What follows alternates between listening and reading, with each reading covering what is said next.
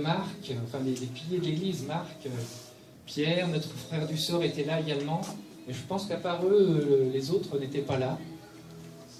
Donc pour vous, ça va être effectivement un nouveau message. Pour eux, ça va être juste un rappel, mais c'est un rappel dont on a toujours besoin. Vous savez, c'est un point sur lequel on a toujours des progrès à faire. C'est un point, pour moi, important de l'Évangile. C'est pour moi même le cœur quand même de l'Évangile. Hein. C'est là que c'est un sujet sur lequel on est challengé tous les jours. Et qui que nous soyons, vous savez, qui que nous soyons, vraiment, dans n'importe quel pays, n'importe quel âge, nous avons tous été un jour déconsidérés, méprisés, bafoués, humiliés, ridiculisés, blessés, vous savez. Les blessures intérieures, c'est terrible. C'est terrible parce que c'est une arme de l'ennemi. Et lorsqu'on souffre d'une blessure intérieure, voyez-vous, il y a deux attitudes possibles. Il y a l'attitude de la chair, c'est l'amertume, c'est la rancune, c'est le ressentiment, c'est la colère, c'est la haine qui appelle même à la vengeance. Et qui sont des attitudes de la chair, des attitudes négatives. Et ça correspond bien aux voies de l'ennemi. Vous savez, l'ennemi aime bien réussir à introduire en nous ces sentiments qui sont des sentiments négatifs. Et ça nous est rapporté d'ailleurs dans l'Ancien Testament. Hein. Si vous ouvrez vos Bibles, c'est la loi, ce qu'on appelle la loi du talion. Dans Exode 21-24, il nous est dit la chose suivante. Tout cela sera sans pitié, vie pour vie, œil pour œil, dent pour dent, main pour main, pied pour pied. Non, ça c'est dans Deutéronome, pardon. Dans Deutéronome 19, 21.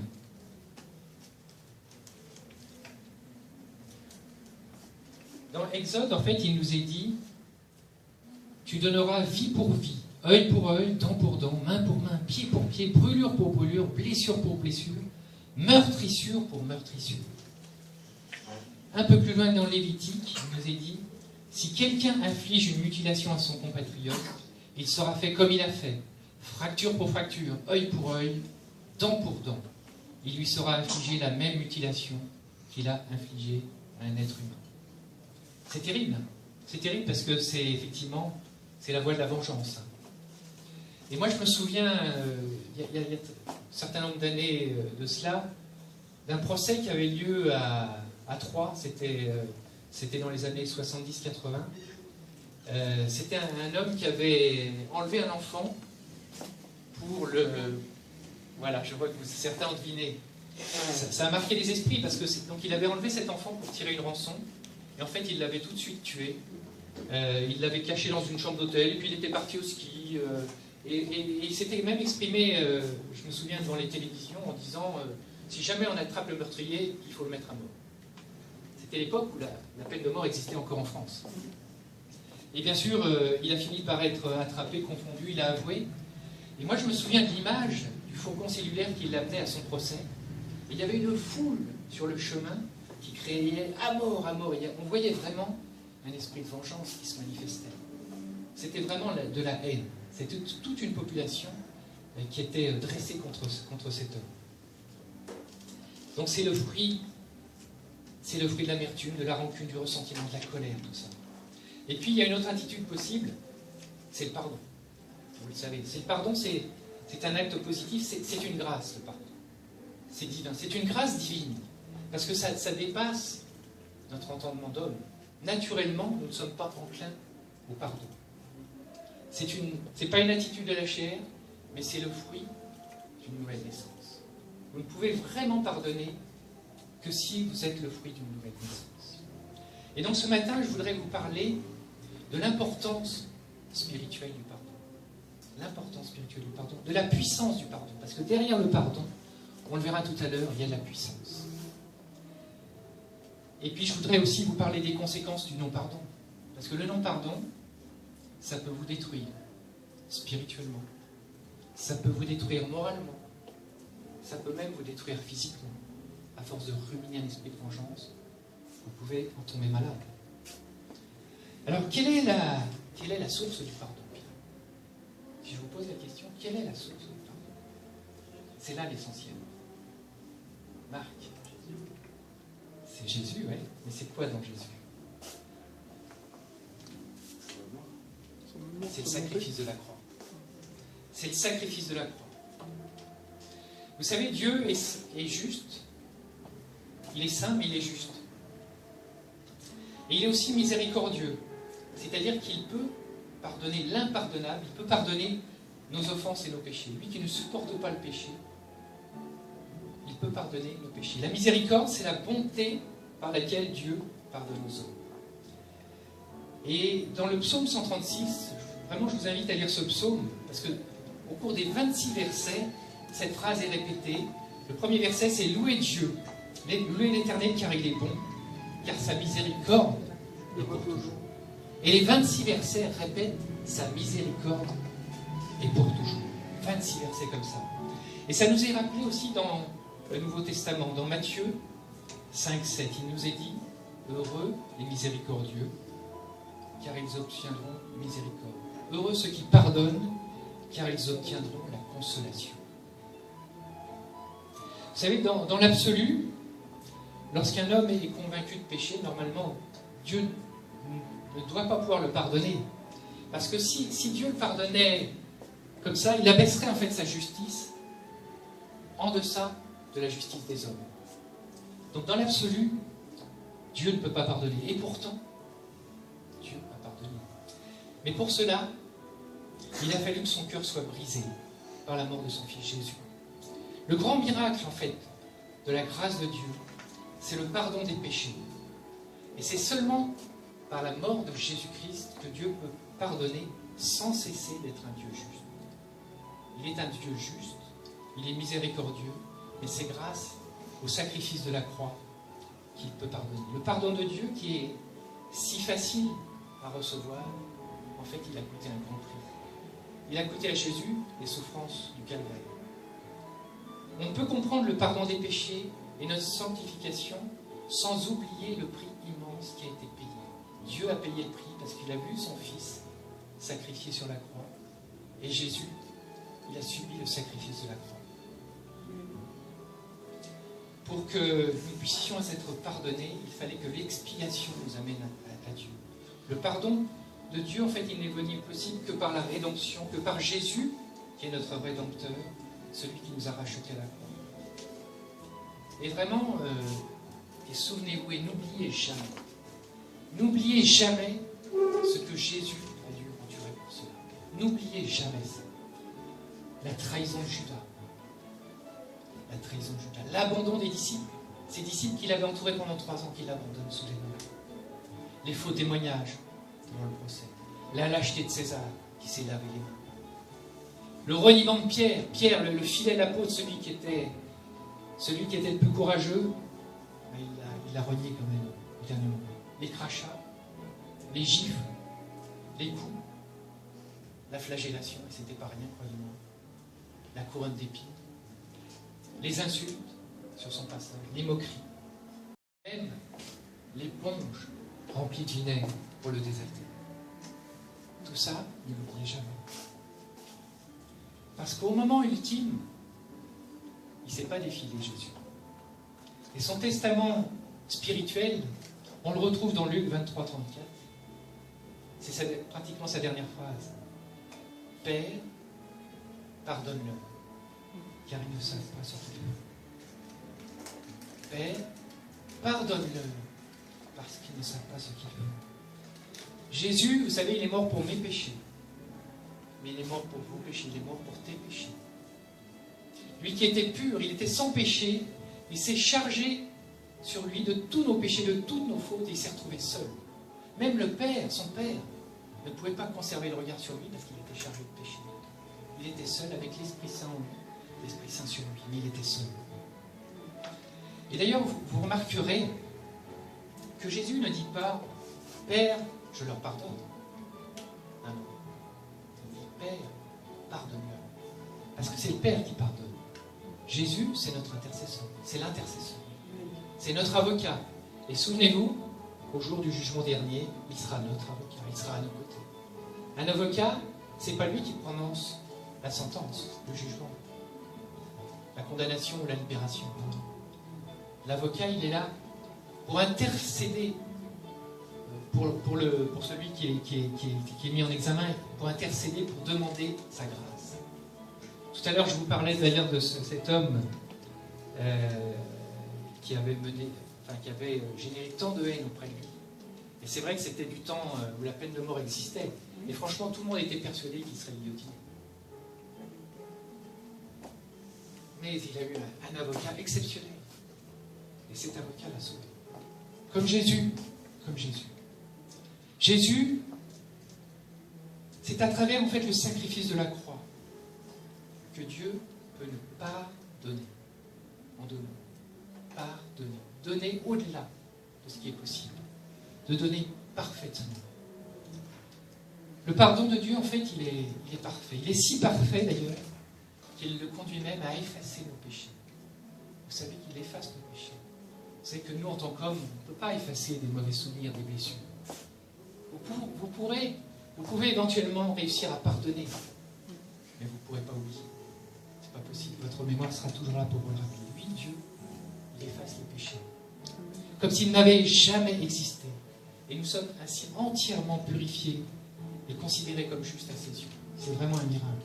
Nous devenons une nouvelle créature, entièrement régénérée, rétablie dans notre communion avec lui. Le sang versé par Jésus à la croix a permis l'accomplissement de cette formidable promesse contenue dans l'Ancien Testament. Ésaïe 43, 25. Ça, il faut le souligner dans nos Bibles. C'est moi.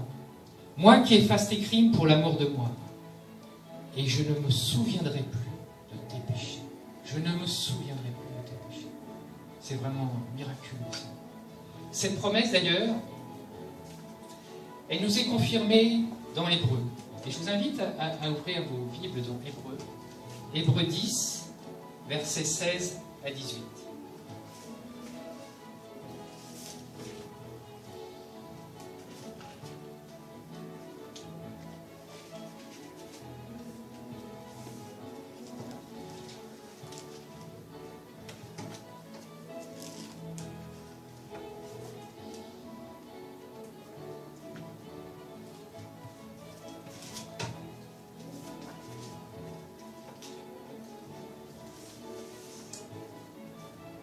Hébreux 10, 16 à 18. Voici l'alliance que j'établirai avec eux. Après ces jours-là, dit le Seigneur, je mettrai mes lois dans leur cœur et je les inscrirai dans leur intelligence. Je ne me souviendrai plus jamais de leurs péchés ni de leurs désordres. Or là où il y a le pardon des péchés, il n'y a plus d'offrande pour le péché. Vous voyez, Dieu a fait par amour pour l'homme ce que l'homme est incapable de faire, ce que l'homme était incapable de faire, ce que l'homme est incapable de faire. La source du pardon, c'est dans sa grâce et dans sa miséricorde. Et je vous invite aussi à lire ce qui est écrit dans 2 Corinthiens 5. 2 Corinthiens 5.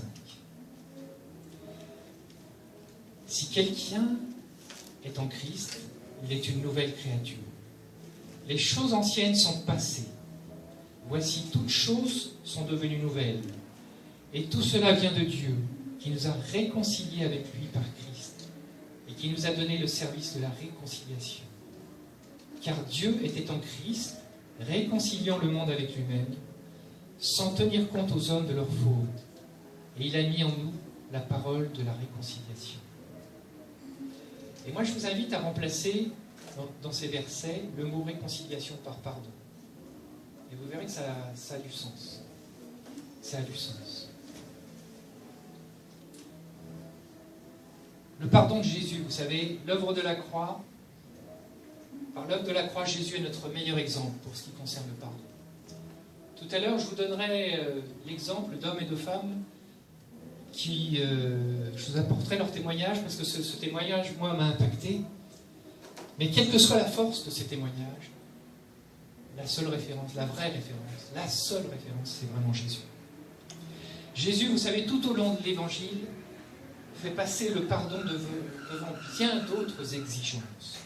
Son enseignement, on l'a vu, culmine dans le pardon qu'il a exercé de façon parfaite à la croix de Golgotha. Souvenez-vous. de ces dernières paroles. Pardonne-leur parce qu'ils ne savent pas ce qu'ils font.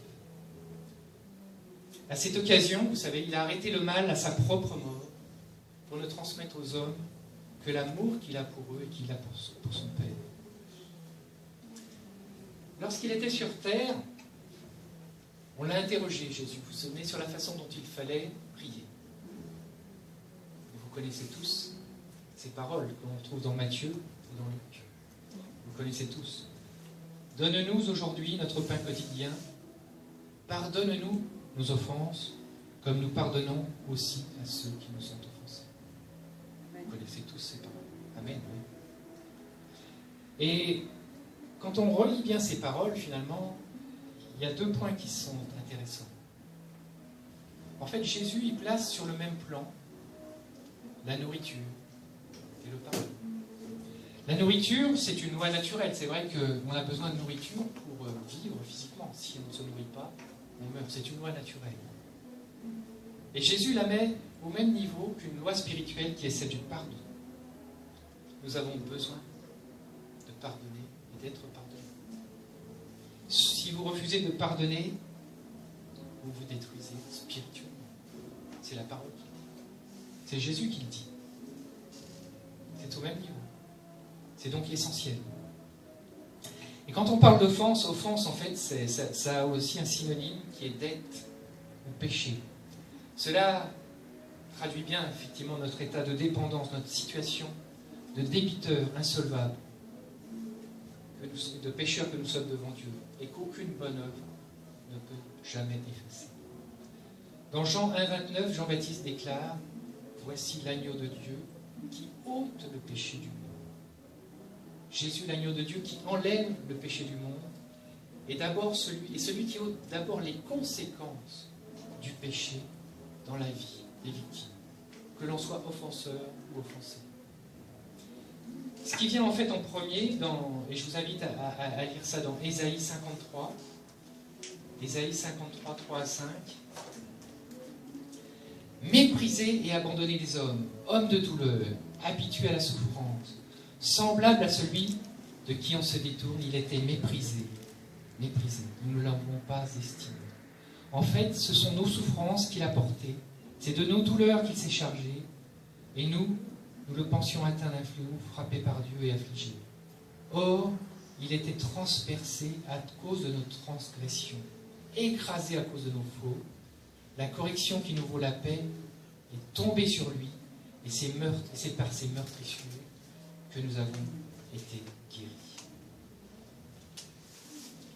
Voyez-vous, la mort de Jésus à la croix est premièrement et avant tout une œuvre de consolation de Jésus, qui a eu le cœur rempli de compassion pour toutes les victimes du péché. Le Saint-Esprit, qui est en fait le consolateur, la parole nous dit dans l'évangile de Jean, à plusieurs reprises, il parle du Saint-Esprit comme étant le consolateur. C'est celui qui vient nous réconforter dans nos blessures. Et en fait, le Saint-Esprit nous amène, nous transpose à la croix. Et sur la croix, en fait, il y a ce transfert qui s'opère entre nous, nos blessures, nos fautes et Jésus, qui se charge à la fois de nos péchés et de nos blessures. Il le porte. Il porte sur lui nos péchés, mais également nos souffrances. Il nous en soulage. Tout le mal qu'on nous a fait, Jésus le prend sur lui. Et il déclare ainsi dans Matthieu 25, 40. Dans la mesure où vous avez fait cela à l'un de ces plus petits de mes frères, c'est à moi que vous l'avez fait. Certes, nous subissons les conséquences des péchés des autres dans nos vies, les blessures que nous imposent les autres, nous les subissons dans nos vies. Nous sommes offensés. Mais vous savez, on est également offenseurs. Et nous infligeons aussi les conséquences de nos propres péchés dans la vie des autres. Jésus vient prendre sur lui non seulement les souffrances que nous ont infligées les péchés des autres, mais aussi la juste condamnation pour nos propres péchés sur la vie des autres. Il vient ôter la conséquence du péché chez la victime et chez l'agresseur. Et si nous pouvons accepter que l'agresseur qui est repentant, soit pardonné, nous ne pouvons pas recevoir la consolation pour la souffrance qui a été causée. Dieu punit celui qui refuse d'accorder le pardon, qui libère l'agresseur de son péché, en ne lui accordant pas le pardon libérateur et la consolation qui l'accompagne, en le laissant ainsi tourmenté par le péché de son agresseur. Celui qui est incapable de pardonner est aussi incapable de recevoir la consolation. Ça va de pair, ça marche ensemble, ça. 1 Jean 1,9 nous dit, si nous confessons nos péchés, il est fidèle, et il, c'est Dieu, est fidèle et juste pour nous pardonner nos péchés et nous purifier de toute injustice. Amen. Je le répète, parce que c'est vrai que c'est important. Amen. Si nous confessons nos péchés, il est fidèle et juste pour nous pardonner nos péchés et nous purifier de toute injustice, c'est-à-dire de toute agression. Si Dieu t'accorde le pardon à toi qui as offensé les autres et qui t'en est repenti, tu dois accepter, mon frère et ma sœur. Tu dois accepter que Dieu pardonne à ceux qui t'ont offensé s'ils se repentent. Dieu ne fait pas de distinction. Et ton péché qui a blessé ton frère est aussi grave que le péché de ton frère qui t'a blessé. Il n'y a pas de distinction pour Dieu. Nous avons donc besoin de venir à la croix chaque fois que nous sommes offensés par le péché des autres pour recevoir la consolation et la guérison. Et chaque fois que nous avons offensé les autres par notre péché pour recevoir le pardon et la réconciliation. Vous voyez, c'est essentiel. Le pardon, c'est essentiel. Dans les deux sens. Parce que nous sommes toujours offensés et offenseurs. Alors, qu'est-ce que le pardon peut transformer dans nos vies? Vous savez, à la lumière de la parole, on peut voir des transformations importantes que le pardon peut opérer dans nos vies. Premièrement, le pardon, il doit transformer notre prière. On l'a vu tout à l'heure dans Matthieu et dans Luc. Nous avons vu que Jésus place le pardon parmi nos priorités dans la prière. C'est une des priorités dans la prière. Il commence par ça. Et Jésus confirme ensuite les conséquences liées à cette exigence. Un peu plus loin dans Matthieu 6. Car si vous pardonnez aux hommes leurs fautes, votre Père céleste vous pardonnera aussi. Mais si vous ne pardonnez pas aux hommes, votre Père ne vous pardonnera pas non plus vos fautes. Ça marche dans l'autre sens. Même après sa résurrection, quand il a retrouvé les apôtres, Jésus leur a rappelé ceci. Il avait peu de temps pour leur parler. Ceux à qui vous pardonnez les péchés, ils leur seront pardonnés. Et ceux à qui vous les retiendrez, ils leur seront retenus. Jean 20, 23. Ceci donc doit nous amener à mesurer en fait la disproportion qui existe en fait entre l'énorme dette que nous avons à l'égard de Dieu et que Jésus s'est chargé de rembourser à notre place et les petites créances que nous devons abandonner du fait de nos péchés, de nos fautes. C'est d'ailleurs pour bien se faire comprendre que Jésus illustre ses propos dans cette fameuse parabole, celle du débiteur impitoyable. Et je vous invite à ouvrir vos Bibles dans Matthieu 18. On va parcourir ensemble ce passage parce qu'il est éclairant aussi.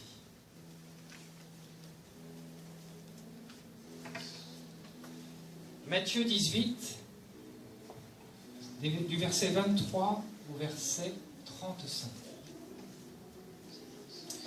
C'est pourquoi il en va du règne des cieux comme d'un roi qui voulait faire rendre compte à ses esclaves. Quand il commença à le faire, on lui en amenait un qui devait 10 000 talents.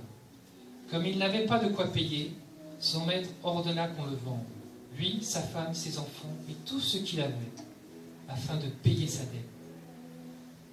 L'esclave tomba à ses pieds et se prosterna devant lui en disant « Prends patience envers moi, je te paierai tout. » Ému, le maître de cet esclave le laissa aller et lui remit sa dette. En sortant, cet esclave trouva un de ses compagnons d'esclavage qui lui devait 100 deniers. C'était pas beaucoup. Il le saisit et se mit à le serrer à la gorge en disant « Paie ce que tu dois. » Son compagnon tomba à ses pieds, le suppliait « Prends patience envers moi et je te paierai. » Mais lui ne voulait pas. Il alla le faire jeter en prison jusqu'à ce qu'il ait payé ce qu'il devait.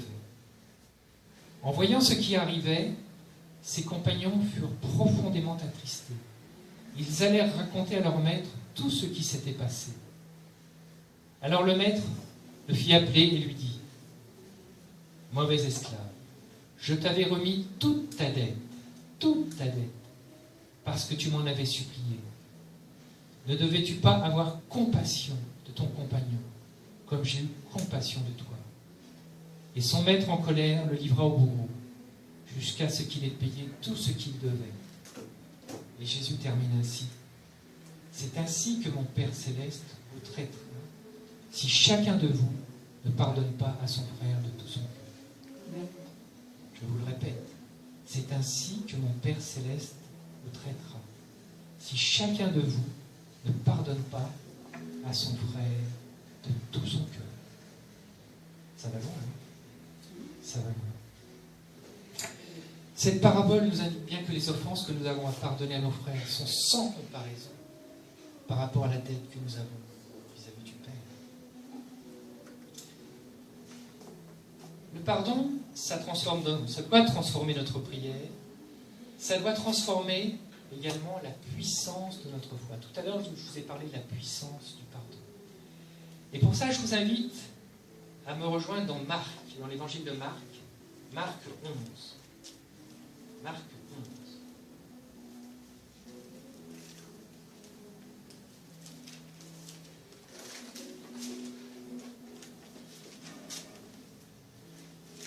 Marc 11, et on va aller du verset 22 au verset 25. Là aussi, c'est des versets que vous connaissez. C'est les versets qu'on vous a tous, qu'on vous a forcément enseignés. Mais c'est vrai qu'on va rarement jusqu'au bout, en fait. Jésus leur dit : « Ayez la foi de Dieu. Amen. Je vous le dis. Celui qui dira à cette montagne : ôte-toi de là et jette-toi dans la mer, sans hésiter dans son cœur, mais en croyant que ce qu'il dit arrive, cela lui sera accordé. C'est pourquoi je vous le dis, tout ce que vous demandez en priant, croyez que vous l'avez reçu, et cela vous sera accordé. » Il y a un dernier verset. Et celui-là, on l'oublie souvent. « Et lorsque vous êtes debout en prière, si vous avez quelque chose contre quelqu'un, pardonnez, afin que votre Père qui est dans les cieux vous pardonne aussi dans vos fautes. » C'est vrai que l'enseignement, c'est souvent le verset 22 au verset 24, la puissance de la parole, la puissance de la foi. Et donc, nous demandons souvent si notre foi est assez grande pour que Dieu agisse, et nous prions d'ailleurs pour que Dieu l'augmente. Et quel est donc l'obstacle qui peut empêcher notre foi d'agir ? Les versets que nous venons de lire nous apportent la réponse. C'est le dernier verset. C'est le verset 26. C'est le pardon. C'est le verset oublié. Vous savez, le ressentiment, le manque de pardon, ça constitue une limitation à notre foi. Ça peut paralyser notre foi. Alors que le pardon, ça libère la puissance de la foi. Notre puissance peut être limitée par le manque de pardon.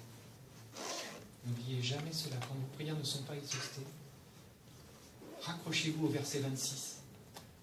Est-ce que je n'ai pas oublié le verset 26 ?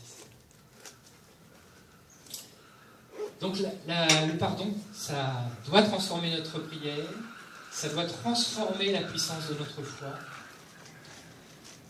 et ça doit transformer notre relation avec les autres. Et là, je vous invite à me rejoindre dans Matthieu, dans l'évangile de Matthieu, au verset Matthieu 18. On y était tout à l'heure, on n'était pas très loin. C'était juste avant la parabole de l'esclave impitoyable. Donc il nous est dit au verset 21 de Matthieu 18, « Alors Pierre, il s'adresse à Jésus, vient lui demander, « Seigneur, combien de fois pardonnerai-je à mon frère lorsqu'il péchera contre moi ? Jusqu'à 7 fois ?» Jésus lui dit, « Je ne te dis pas jusqu'à 7 fois, mais jusqu'à 77 fois 7 fois. En fait, là, c'est un peu... Jésus, en fait, il taquine un peu Pierre. Il lui dit, Pierre, il ne faut pas avoir un raisonnement de comptable. Il ne faut pas compter. Il ne faut pas compter, Pierre. Il faut pardonner sans compter. Parce que 7, le chiffre 7, c'est assez symbolique, hein, puisque c'est le chiffre de la perfection dans le monde juif de l'époque. Donc 77 fois 7 fois, c'était vraiment la perfection. Ce que voulait dire Jésus à travers cela, c'est qu'il faut tout pardonner. C'est les 3 T. Il faut tout pardonner. Il faut toujours pardonner. Et il faut pardonner à tous. Les 3 T. Tout. Toujours à tous. Notre pardon, en fait, il doit avoir cette triple dimension. Même si ça semble irréaliste, irréalisable. Dieu attend de nous que nous accordions un pardon aussi généreux et aussi illimité que lui nous donne. Si nous voulons rétablir en fait notre relation avec nos prochains, en fait il faut s'inscrire dans la même vision que Dieu. Pardonner, vous savez, c'est pas laisser emprisonner l'autre dans sa faute, mais au contraire, c'est l'en délivrer sans rien lui faire payer, comme Dieu l'a fait à notre égard. C'est un acte difficile, et pour ça, il faut vraiment laisser l'Esprit Saint, le consolateur, agir dans notre cœur. Parce que par nous-mêmes, notre chair ne nous permet pas. Il n'y a que l'Esprit Saint qui peut nous libérer et qui libère l'offenseur et l'offensé. Le pardon, donc, ça transforme notre prière, ça doit transformer notre prière, ça doit transformer la puissance de notre foi, ça doit transformer nos relations avec les autres, et ça doit transformer les autres, au-delà de ça. Et là encore, je vous invite, on y est dans Matthieu 18, à lire les versets 15 à 18. On est souvent dans Matthieu 18. Il nous est dit la chose suivante. Si ton frère a péché contre toi, va et reprends-le seul à seul. S'il t'écoute, tu as gagné ton frère. Mais s'il ne t'écoute pas, prends avec toi 1 ou 2 personnes, afin que toute affaire se règle sur la parole de 2 ou 3 témoins. S'il refuse de les écouter, dis-le à l'Église. Et s'il refuse aussi d'écouter l'Église, qu'il soit pour toi comme un non-juif et un collecteur de taxes. Amen. Je vous le dis, tout ce que vous lirez sur la terre sera lié dans le ciel. Et tout ce que vous délirez sur la terre sera délié dans le ciel. Amen. Et donc le verset 18 nous montre que notre pardon a la puissance de délier les autres, permettant ainsi à Dieu d'agir dans leur vie. Cela veut dire que le jour où nous apprenons réellement à pardonner, nous verrons nos prières exaucées. Alors, je vous ai dit tout à l'heure que Jésus, c'est l'exemple même du pardon. Mais il y a des pardons exemplaires qui m'ont impacté, moi, dans ma vie. Le premier, et on le retrouve dans la Bible, c'est celui d'Étienne. Étienne, vraiment, je voudrais vous inviter à ouvrir vos Bibles dans le livre des Actes, Acte 7. Étienne, vous savez, il était poursuivi, c'était un ardent propagateur de la parole de Dieu. Et puis il a été arrêté et il a été condamné, il a été mis à mort. Et donc je vous invite à ouvrir vite dans Acte 7 au verset 54 à 59. Ce qu'ils entendaient, c'est-à-dire ceux qui voulaient tuer Étienne, les exaspéraient. Ils grinçaient des dents contre lui. Mais Étienne, rempli d'Esprit Saint, fixa le ciel et vit la gloire de Dieu. Et Jésus debout à la droite de Dieu. Il dit, je vois les cieux ouverts et le Fils de l'homme debout à la droite de Dieu. Ils poussèrent alors des cris en se bouchant les oreilles. Tous ensemble, ils se précipitèrent sur lui, le chassèrent hors de la ville et le lapidèrent. Les témoins avaient déposé leurs vêtements aux pieds d'un jeune homme appelé Saul. Tandis qu'il le lapidait, Étienne priait en disant : Seigneur Jésus, reçois mon esprit. Puis il se mit à genoux et cria : Seigneur, ne les charge pas de ce péché. Seigneur, ne les charge pas de ce péché. Et après avoir dit cela, il s'endormit dans la mer. Saul approuvait le meurtre d'Étienne. Saul, vous savez qui c'est ? Il va changer de nom. Il va devenir l'apôtre Paul. C'est lui qui a écrit les 3/4 du Nouveau Testament. À l'époque, c'était pas un militant, un ardent militant de Jésus. Loin s'en fout. C'était même un opposant farouche. Et Étienne, vous voyez dans ce passage que nous venons de lire, Étienne, comme Jésus, n'a pas pris sur lui de pardonner à ses agresseurs. Il n'a pas pardonné. Il a porté la cause devant le juge, c'est-à-dire devant le Père, devant le Père, et il l'a fait, et c'est bien rappelé, rempli du Saint-Esprit. Rempli du Saint-Esprit. Et en fait, il avait le désir sincère de voir Dieu accorder le pardon à ses offenseurs, à ses agresseurs, à ceux qui allaient le lapider, le tuer. Le souhait d'Étienne, ce n'était pas que Dieu leur fasse payer leurs dettes, leurs fautes, mais qu'au contraire, qu'il les amène à la repentance pour qu'ils puissent recevoir le pardon. Et c'est ce que Dieu a fait avec Saul, qui fut pardonné, qui s'est repenti, qui a été lavé de ses péchés. Et sans l'attitude d'Étienne, mes amis, je pense que Saul ne serait pas devenu Paul de Tarse. C'est parce qu'Étienne a eu cette attitude de cœur, cette attitude de pardon, cette attitude d'intercession devant le Père, que le cœur de Paul a été tourné. En fait, Étienne, il ne s'est pas concentré sur sa propre souffrance, mais il s'est placé sous la plénitude du Saint-Esprit. On l'a lu tout à l'heure. Étienne rempli d'Esprit Saint.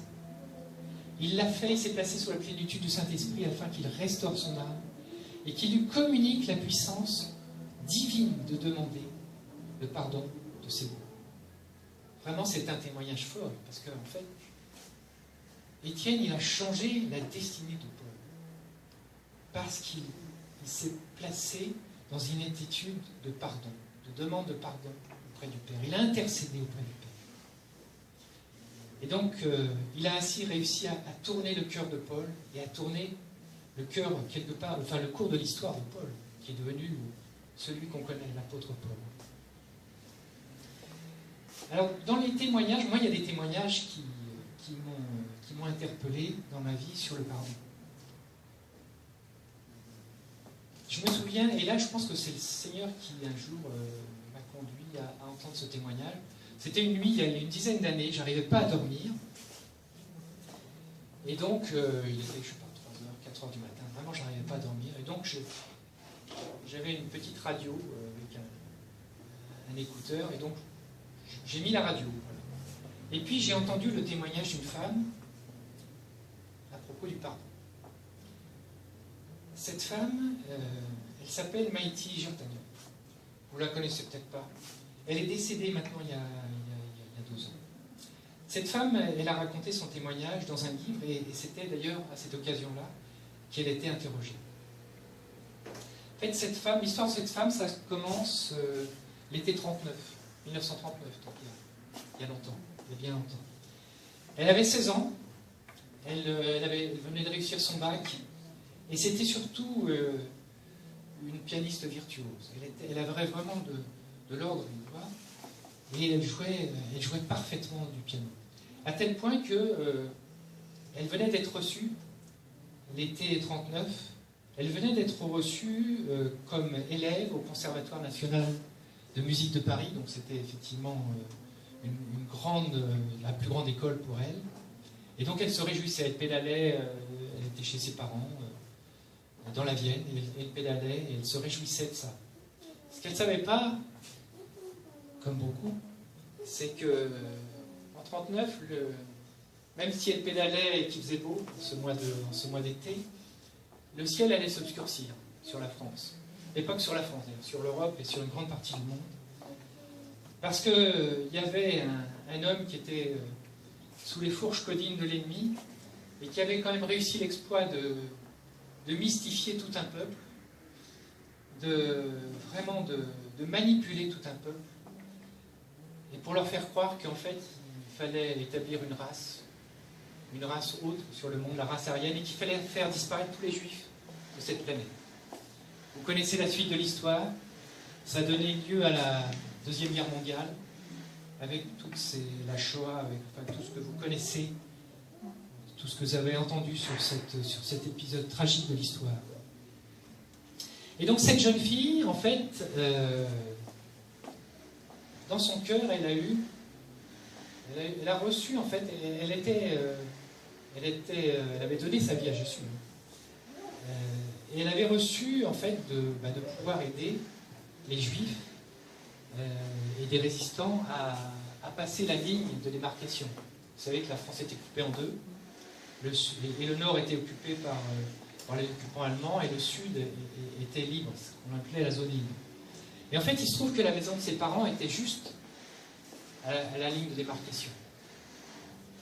Et donc, avec un groupe d'amis, elle a décidé d'organiser tout un réseau permettant aux Juifs qui pouvaient la rejoindre de s'échapper. Et en fait, comme elle était suisse-allemande, donc elle parlait parfaitement l'allemand, et donc elle avait réussi à louer des liens avec l'occupant, avec les officiers nazis qui étaient dans la région. Et donc elle allait jouer du piano pour eux. Mais ce qu'ils ne savaient pas, c'est qu'elle parlait parfaitement l'allemand, et donc eux parlaient entre eux. Et elle avait une bonne oreille, elle était pianiste. Et donc elle entendait tout ce qu'ils pouvaient dire. Et donc forcément, elle a pu organiser ainsi tout un réseau, ils étaient une vingtaine, ainsi, et ils réussissaient à chaque fois à déjouer les pièges de l'occupant allemand. Et franchement, les Allemands ne comprenaient pas, ils disaient à chaque fois, comment est-ce possible? On se fait berner à chaque fois. Et puis un beau jour est arrivé ce qui est arrivé à d'autres, c'est qu'elle a été dénoncée. Tout son réseau a été arrêté. Et c'était l'époque de la guerre, donc on ne faisait pas de sentiments. Elle est tombée donc sous les fourches codines des SS, et donc elle a été torturée. Tout son réseau, ils ont tous été torturés. Ils étaient 17, il y en a 15 qui sont morts sous la torture.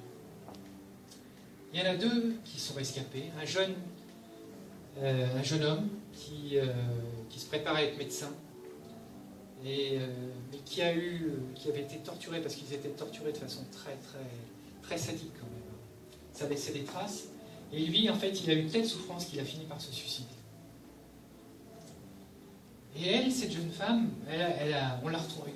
On l'a déposée morte, quasiment morte, devant la Croix-Rouge. Elle a été récupérée, on l'a soignée, on l'a guérie comme on a pu.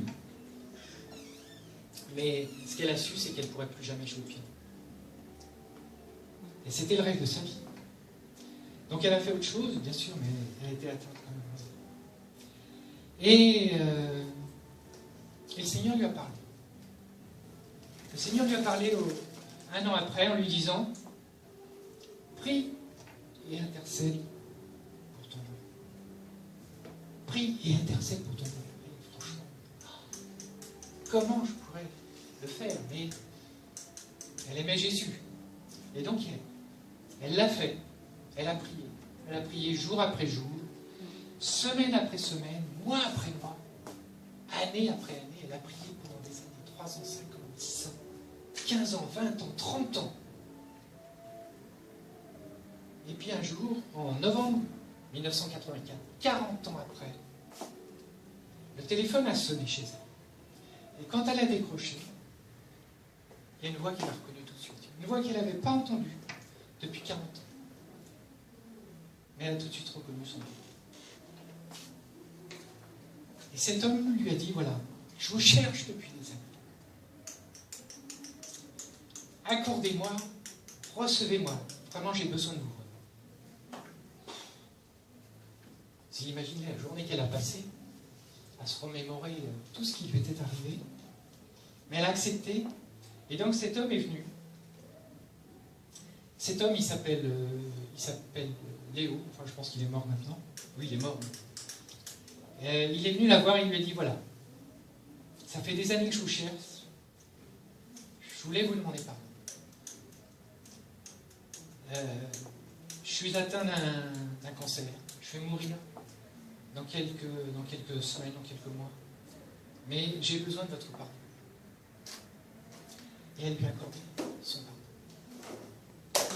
Et cet homme qui avait caché sa vie à tous ses proches, à toute sa famille, à tout son entourage, il a été transformé. Il a tout avoué à sa famille. Et il a donné sa vie à Jésus. Il est mort avec Jésus dans son cœur. Un officier nazi, transformé dans le pardon. Il n'y en a pas beaucoup, je pense. Mais elle l'a fait. Elle a tenu sa parole. Elle a été jusqu'au 40 ans de prière. Et elle a accordé son pardon. La puissance du pardon. La puissance de transformer l'autre à tel point qu'elle a réussi à mener un officier nazi à Jésus. Il n'y en a qu'un, mais elle l'a fait. Elle l'a fait. Le deuxième témoignage que je voudrais vous apporter, ça parle d'une photo d'ailleurs. Je ne sais pas si. J'ai oublié de t'en parler. Je vais vous présenter une photo. C'est une vieille photo. Elle ne parlera pas aux plus jeunes d'entre vous. Je pense que les plus anciens doivent s'en souvenir. Parce que cette photo, elle a fait le tour du monde. Elle a fait le tour du monde. Elle a valu d'ailleurs au photographe qui l'a faite un prix. Vous savez, tous les ans, il y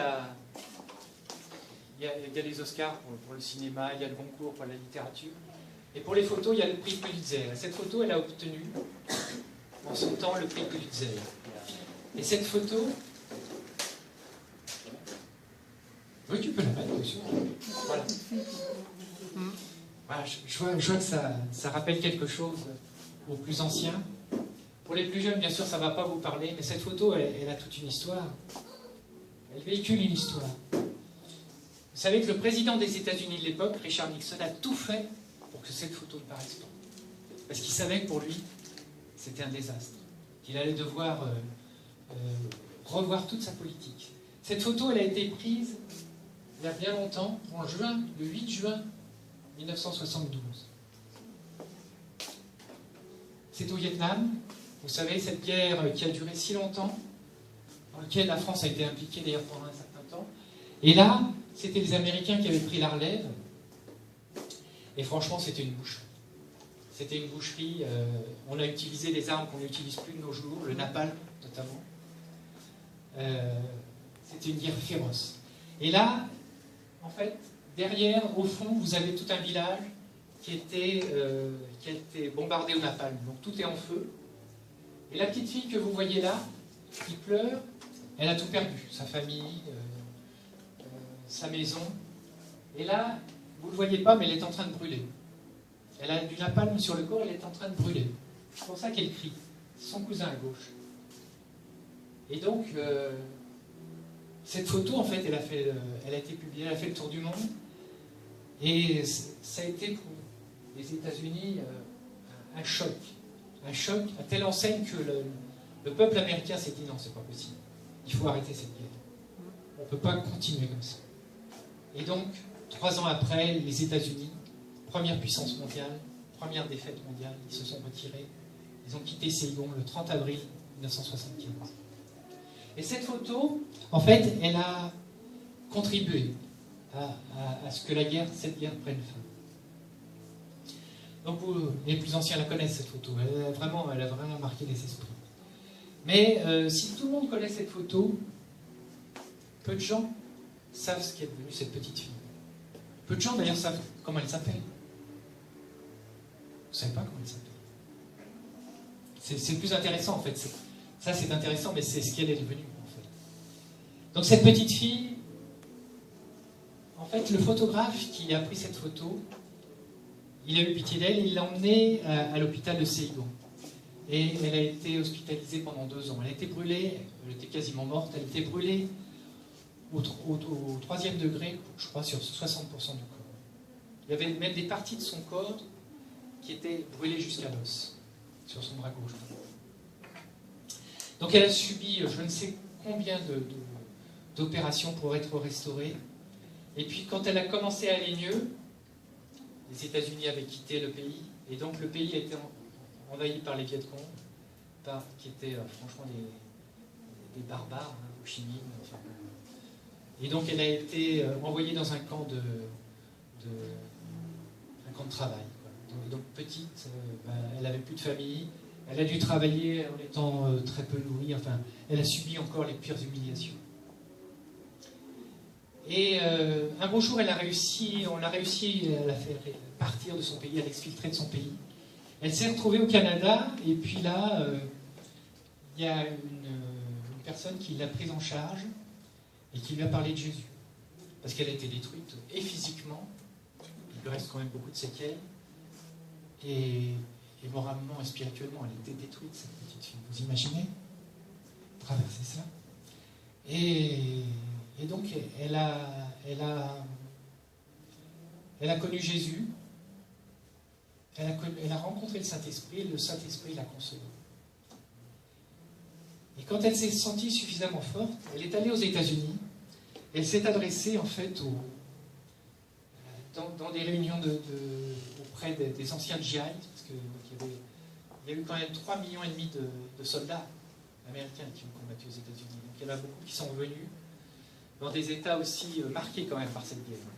Enfin, franchement, je vous assure, si vous avez l'occasion de voir ce film de Francis Ford Coppola, qui s'appelle, c'est un titre, Apocalypse Now. Si vous voyez ce film, ça reflète tout à fait l'état de cette guerre. C'était vraiment une sauvagerie inouïe. Et donc, elle s'est adressée en fait à ces anciens GI en leur disant qu'elle leur pardonnait en fait, tout ce qu'elle avait traversé, et qu'elle voulait témoigner de son amour pour ses soldats. Et puis un beau jour, à la fin d'une réunion, il y a un homme qui s'est présenté. Et cet homme, c'est John Plummer. C'était celui qui avait organisé le bombardement. Et cet homme, donc, il est venu, il est monté vers elle, il lui a parlé. Et ils se sont pris dans les bras. Ce qu'ils se sont dit, on ne sait pas. Ça reste entre eux. Mais ce qu'on sait, c'est que cet homme, il a été transformé. Il a donné sa vie à Jésus. Il est maintenant pasteur.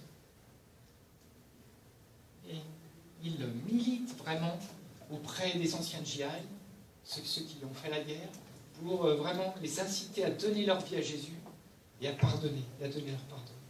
Et elle, cette petite fille, donc, elle est connue maintenant. On la connaît, enfin, on ne fait pas le lien entre la photo et elle. Elle s'appelle Kim Phuc. Elle est ambassadrice de paix pour l'UNESCO. Et donc elle voyage dans le monde entier, dans les pays où il y a la guerre, pour témoigner du pardon, de la puissance du pardon. Elle a vraiment un témoignage très fort.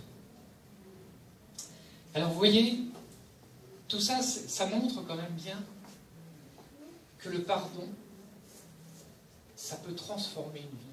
Ça peut vous transformer, ça doit vous transformer, ça transforme les autres. Ça joue dans les deux sens. Et vraiment, pour conclure, je voudrais vous inviter à ouvrir vos Bibles dans Éphésiens. Éphésiens 4.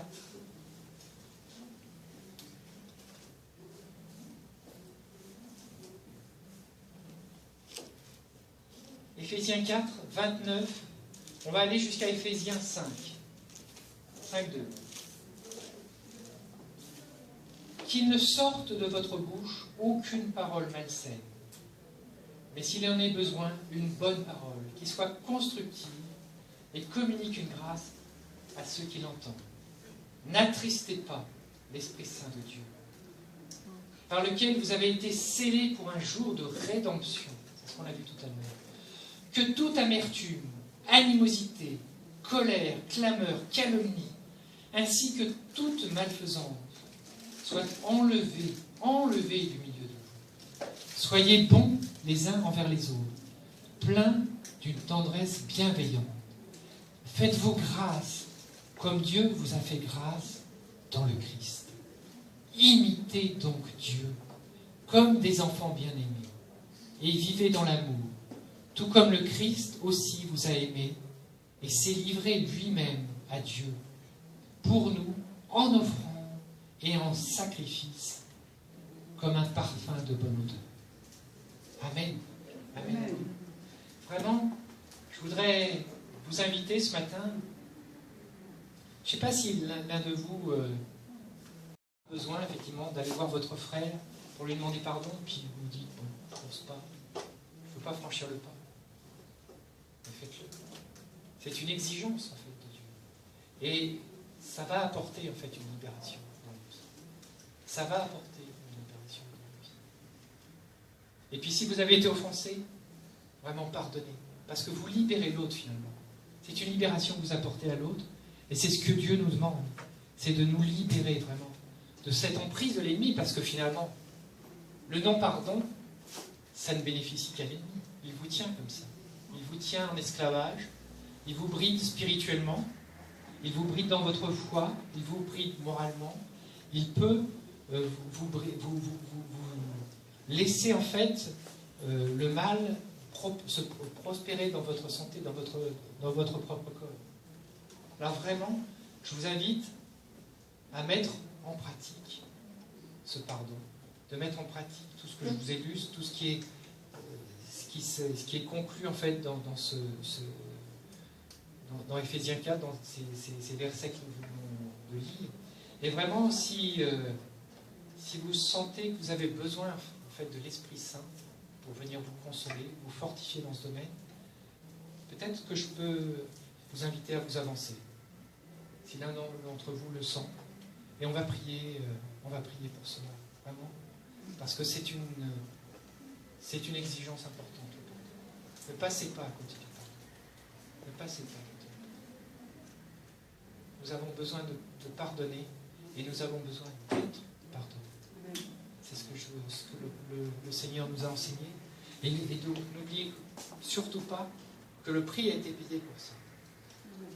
Le prix a été déjà payé pour ça. Et largement payé. Merci Seigneur. Qui voudrait prier